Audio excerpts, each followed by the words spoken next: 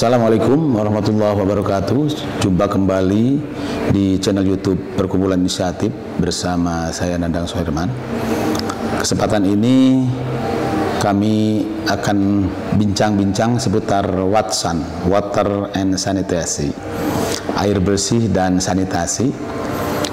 Dan sudah hadir sebagai tamu istimewa di sebelah saya Ibu Teti Armiago. Beliau dosen salah satu dosen di Planologi ITB dan juga anggota Perkumpulan Inisiatif. Apa kabar, Bu? Baik, Pak. Pertama kali ini ya, terima kasih sudah datang di channel ini, sudah hadir di tengah kesibukan. Dan seperti yang sudah saya hantarkan tadi, kita akan membicarakan secara ringan saja seputar air bersih dan sanitasi ini, karena Ibu memang dari sisi akademis saya sudah menguasai hal itu, tapi yang kami mohonkan yang lebih ini aja, yang lebih yang lebih rileks, yang lebih lebih sederhana gitu ya. Bahasa water and sanitasi itu kan sudah sangat dikenal ya di masyarakat. Sanitasi air bersih. Kalau dari perspektif kerangka teori atau akademisi seperti apa dulu dan bagaimana praktisnya di kita di Indonesia ini? Terima kasih Pak Nandang atas pertanyaannya.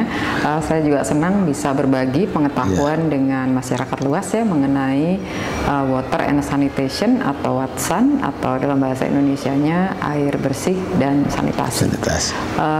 Bidang ini sebetulnya dimulainya ada yang mendekati dari sisi engineering, karena itu kalau di dunia pendidikan tinggi itu ada misalnya teknik lingkungan atau teknik kesehatan dulunya ya, mereka bekerja khusus di bidang air minum, air bersih, sampah, polusi udara dan sebagainya.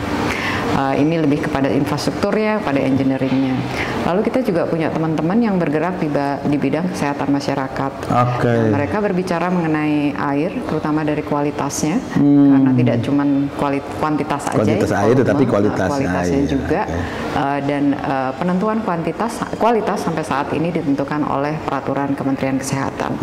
Jadi sama sebetulnya dengan bidang-bidang lainnya, beberapa kementerian ikut serta dalam menentukan baik kuantitas maupun kualitas dan unsur lainnya ya, aksesibilitas, kemudahan dan lain sebagainya di dalam aksesibilitas termasuk ketercukupan mungkin ya? Ketercukupan, kemudian tidak stopnya pelayanan, jadi ngambil air cuma jam 2 pagi sebetulnya tidak pantas gitu ya. Yang jadi memang kayak dia gitu. Selalu harus tersedia. Harapan kita seperti itu. Oke, dan cukup ini juga ya, setelah tadi kita dengarkan ternyata tidak sederhana juga ya Bu ya. Jadi dari sisi akademis juga ternyata banyak juga, bahkan ada prodi khusus terkait dengan engineeringnya, yang teknik lingkungan, dan juga dari sisi medisnya juga ya, kesehatannya untuk menjamin. Karena ini nanti akan saling berkaitan ya. Nah, kalau kebijakan di kita, seingat saya sih sekarang kita sudah menaikkan itu yang SDGs itu ya. Oh ya. Sustainability Development Goals. Iya ya. Sustainable Development Goals. Jadi pembangunan yang berkelanjutan yang di dalamnya terkait dengan pentingnya air bersih dan menjadi target yang harus dicapai. Target yang dicapai. Itu gimana Bu? Jadi salah satu hak dasar ya manusia itu sebetulnya juga tersedianya air bersih, dan kalau bisa kualitasnya mencapai air minum untuk seluruh ya warga negara Indonesia. Sebetulnya seluruh dunia, karena adalah kesepakatan tingkat internasional dan ditandatangani oleh 192 negara seluruh dunia. Ada juga yang nggak tanda tangan, tapi 192 ya negara yang sudah tanda tangan termasuk Indonesia. jadi kalau kita hidup di bumi gitu, salah satu yang harus kita dapatkan itu adalah pelayanan air bersih dan sanitasi. Karena tidak ada manusia yang tidak bisa hidup tanpa air bersih. Ini luar biasa. Jadi bukan persoalan sederhana ya masalah air bersih. Sementara di kita kalau urusan air itu ada di mana-mana sih, apalagi kalau musim hujan, sangat berlebihan. Oke. Nah, komitmennya seperti apa kalau dilihat di di beberapa kebijakan sudah masuk resmi di dokumen kebijakan di kita terkait dengan. Kalau di Indonesia sendiri sebetulnya kebijakan terutama sejak Orde Baru ya udah semakin intensif untuk menyediakan pelayanan air bersih dan sanitasi kepada warga masyarakat. Kalau di Orde Lama lain ceritanya, karena titik beratnya sebetulnya belum ke arah pelayanan infrastruktur. Jadi kita pernah pada situasi di mana penduduk Indonesia bertambah tapi kenaikan air bersih cuma sekitar 6% dari total pelayanan yang seharusnya. Tapi di Orde Baru itu sudah semakin intensif, terutama memang di perkotaan dan di daerah-daerah padat penduduknya gitu. Karena memang penyediaan yang terpusat itu yang diharapkan gitu. Sementara kalau belum terpusat, maksudnya penduduknya masih jarang, dia bisa masih mengambil langsung dari sumber-sumber yang tersedia secara alami. Jadi air bersih itu kalau begitu ada yang disediakan dalam tanda kutip, dikelola gitu ya pemerintah, ada juga yang tadi kalau yang masih jarang-jarang produknya ya ngatasi lah, cari di lingkungan barangkali ya gitu. Seperti itu memang dari sisi di kebijakan di kita sampai hari ini lebih fokus kepada yang orientasi pemenuhan yang kalau sekarang padat. Hampir pasti meskipun alamiah tetap harus dikelola karena karakteristik barang yang tidak dikelola itu siapapun bisa ngambil tapi nggak ada yang mau pelihara. Ini poinnya. Jadi pengelolaan itu menjadi esensial. Dan air bersih kan menjadi salah satu syarat ya untuk hidup manusia sehingga menjadi barang esensial. Barang esensial yang harus dikelola. Negara harus ikut campur di situ. Negara ikut campur dan kalau negara kelihatannya nggak ikut campur, masyarakat harus berinisiatif untuk mengelola supaya nggak ada yang dirugikan atau yang dirugikannya minimal. Jadi dari aspek kebijakan sudah mulai ke arah situ ya, ke arah situ. Dan kalau tadi di SDGs karena sudah kita berkomitmen dengan itu dan capaiannya targetnya sampai itu di tahun berapa tuh kita harus SDG sendiri itu sampai 2030.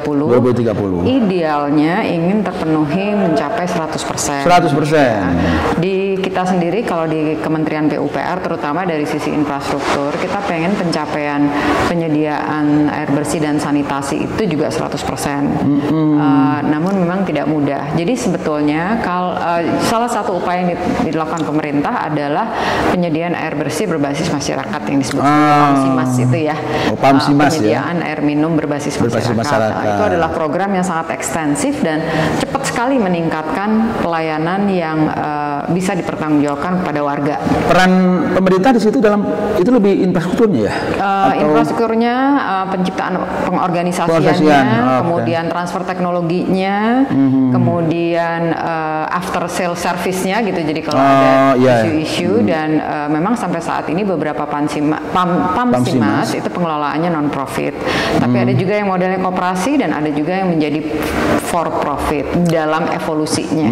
Itu PAMSIMAS lebih banyak di pedesaan ya? Di perkotaan juga Pak. Soalnya kan kalau penyediaan dari perusahaan air minum itu tidak mencakup 100% penduduk perkotaan.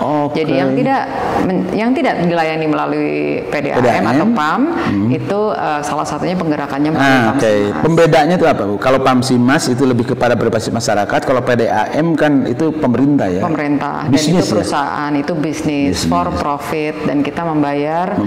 Dengan harga dalam tanda kutip ya pasar yang disubsidi lah. Jadi harus sesuai pasar. Dan juga pasarnya agak berat karena air kan semakin lama makin berpolusi, mencari air bersih makin susah.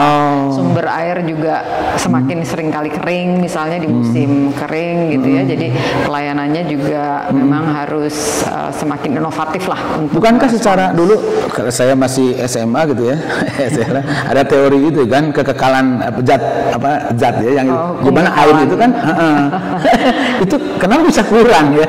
Bisa langka? Ya memang kalau dalam skala dunia kan disebutnya volume air itu tetap gitu ya. Tidak bisa bertambah dan berkurang. Tapi bentuknya bisa berubah. Jadi kadang-kadang kan evaporasi dan sebagainya. Menguap. Kemudian ada yang kotor, kemudian tidak bisa digunakan dan sebagainya. Tapi itu secara volume ya air juga. Tetap aja. Dari situlah mungkin peran negara harus bagaimana memastikan dan agar yang tadi itu bermanfaat. Dan saya kira kalau kita bicara bahwa ini adalah peran negara, rasanya terus kita jadi nggak berbuat apa-apa gitu loh Pak. Ya, tapi negaranya termasuk kita masyarakat kan katanya secara konsep Pak, negara terdiri dari negara itu termasuk kita mendorong negara dan juga mengisi di mana arena-arena negara belum bisa berpartisipasi. Oke, nah itu. Jadi kelihatannya air itu yang ada di hadapan kita keseharian, apalagi di musim hujan sepertinya tidak esensial. Ternyata itu sangat esensial karena tidak ada satu makhluk hidup pun yang tidak bisa hidup tanpa air. Oke, dari aspek kebijakan seperti itu. Kalau capaiannya sekarang seperti apa di Indonesia? Jadi seperti yang saya sampaikan, untuk air bersih kita baik ya. Dalam arti sudah klaimnya pada tingkat nasional itu mencapai 70-80%. Klaimnya itu didorong bukan karena makin banyak PDAM. PDAM juga bertambah ya, tapi kapasitas untuk ekspansi itu sebetulnya agak mahal gitu ya, karena kan dia harus bikin membangun infrastrukturnya ya? Membangun jaringan perpipaan kan ke tiap-tiap rumah atau ke tiap-tiap area lah gitu. Sementara kalau yang berbasis masyarakat cepat dibangunnya karena itu penggerakan masyarakat, pipanya juga tidak harus yang levelnya profesional banget gitu ya. Karena berbasis masyarakat dia menyesuaikan kepada kondisi yang ada. Teknologinya juga bisa tepat guna. Dan pemerintah harus tetap berperan untuk memastikan bahwa air itu cukup layak ya, higienis. Ya, air itu cukup layak untuk bisa dikonsumsi atau digunakan. Dan pada akhirnya sebetulnya yang menentukan itu juga organisasinya sendiri, organisasi masyarakat sendiri untuk misalnya secara rutin memeriksakan kemudian mengetahui mana yang layak dan tidak layak. Kalau tidak layak apa alternatifnya dan sebagainya. Jadi pada prinsipnya kolaborasi lah antara kelompok masyarakat, ada pemerintahnya dan kelompok masyarakat lainnya. Ini cukup menjanjikan ya sebetulnya. Sementara kalau saya kebetulan saya sering pulang kampung tuh ke Tasik, di mana udara Tasik sudah sangat panas dan banyak mata-mata air mulai hilang karena banyak gunungnya juga sudah habis gitu ya. Dan pemerintah kotanya kok sepertinya tidak mengendalikan itu ya. Itu gimana sih dari perspektif kebijakan seperti itu? Jadi memang ada juga kekurangan dari sisi kebijakannya sendiri. Jadi kita kalau melihat sebuah sumber air itu, kita nggak melihat apa yang mengakibatkan sumber air itu tetap ada gitu. Dan sebetulnya secara logika kita tahu ya, kalau di situ dijadikan hutan, di situ dijadikan daerah penghijauan, maka sumber air itu akan ada terus musim kemarau dan musim hujan. Jadi bukan di lokasi sumber airnya saja, tapi di sekitarnya itu perlu dipreservasi gitu ya, dikonservasi supaya sumber airnya tetap ada. Jadi ada memang sumber-sumber air yang sangat tergantung kepada penghijauan di sekitarnya yang kemudian cepat. Ada nggak daerah yang cukup bagus mempraktekkan itu, Bu? Kalau daerah-daerah luar Jawa relatif karena intervensi kepada lahan terbukanya belum masif ya. Mereka masih memungkinkan untuk melakukan itu, dan sekarang juga beberapa pihak termasuk juga perusahaan air minum itu mulai mencoba mempreservasi daerah-daerah yang potensial untuk menjaga ya sumber airnya.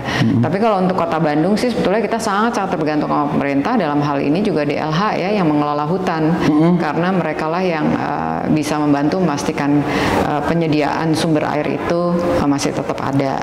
Dan kita juga berhadapan dengan sumber-sumber air yang digunakan oleh perusahaan, karena mereka kemudian mengambil air untuk diperjualbelikan gitu. Padahal dari sisi regulasi atau undang-undang itu kan air itu pertama peruntukannya untuk apa dulu tuh? Ya, fungsi sosial ya.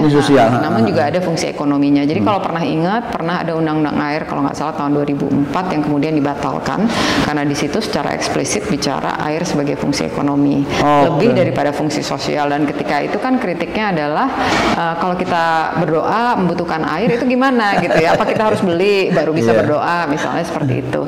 Jadi waktu itu kemudian dibatalkan dan kita kembali kepada model lama. Ya, rasanya udah ada undang-undang yang barunya. Kalau menurut Ibu di Kota Bandung sendiri yang jumlah penduduknya sekarang sudah nyampe berapa ya? 3,5 ya, 4 juta.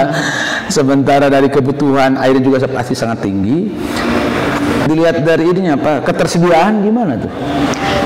Jadi memang kalau makin kesini kan makin kompleks ya. Kalau dulu itu kita cuman bilang bahwa air tersedia dengan sekian volume, kebutuhan tiap orang sekian per meter kubik, kemudian kita tinggal hitung aja ya. Kalau sekarang itu semangatnya selain melihat volume, kita juga harus lihat kualitasnya. Kemudian kita juga ingin seperti di sektor sampah. Jadi ada reuse, ada recycle, ada reduce juga begitu. Untuk air itu ya? Untuk air itu juga harus ada itu gitu. Karena dan itu bisa ya secara teknologi? Dan sangat bisa. Udah dipraktekkan? Udah. Kalau di negara-negara lain kayak Swedia gitu, dia mempraktekkan yang namanya reduce reuse ya. Kalau reduce udah pasti itu hubungannya dengan kalau kita sikat gigi airnya nggak boleh terus mengalir misalnya seperti itu. Atau kalau kita mandi dibatasi berapa menit mandinya gitu. Oh, udah sampai ke tingkat itu ya? Udah sampai segitu. Kalau di Australia Pak, kalau lagi musim kering kan udah dikasih tahu mandi nggak boleh lebih dari 2 menit misalnya gitu. Terus dikirimin tuh yang namanya stopwatch supaya 2 menit gitu. Terus kalau misalnya musim hujan juga dikirimin peralatan sehingga tiap-tiap rumah tangga tuh tahu berapa sentimeter curah hujan yang masuk ke wilayahnya. Itu pemerintah kota mungkin ya? Itu pemerintah kota. Itu udah pada level kota. Karena pada waktu-waktu tertentu kayak musim kering gitu mereka nggak boleh menyirami tanaman gitu karena airnya terbatas. Jadi hanya boleh untuk mandi dan masak misalnya. Nah, ini edukasi bagian dari keluarganya. reduce ya. Edukasi keluarga juga harus ini di samping pemerintah yang tadi itu bagaimana pemerintah membuat instrumen ya yang tadi ya ada ngasih tahu ada alat ini. Kalau di Bandung kayaknya visible karena alat itu nggak mahal, barangnya sederhana, tapi di balik alat itu ada aturannya gitu ya. Kalau Anda taruhnya di sini di tengah-tengah, kemudian perhatikan waktunya dan sebagainya maka ketahuan gitu ya. Kita dapat airnya berapa meter kubik nih atau berapa sentimeter kubik gitu dalam sebulan misalnya atau dalam seminggu misalnya begitu. Jadi warga tuh bisa ngitung sendiri. Karena pengelolaannya semua udah pemerintah kan? Pengelolaannya relatif sudah dari pemerintah. Tapi kalau misalnya kayak Bandung yang mungkin ada daerah-daerah yang tiba-tiba kering dan sebagainya, saya kira juga cukup baik kalau warga mulai disadarkan bahwa 3R itu nggak cuma untuk sampah, tapi juga untuk air. Gitu. Jadi kalau di kita kan 3R itu populernya untuk sampah. Iya. Kalau air belum. Karena air kalau saya sendiri kalau ini ya masih nyatu tuh, kecuali yang untuk BAB itu kan, ininya itu belum ada juga. Mungkin kalau di Bandung barangkali sudah sistem komunal ya, sistem pengelolaannya termasuk untuk penggunaan air kotornya ya. Untuk air kotornya.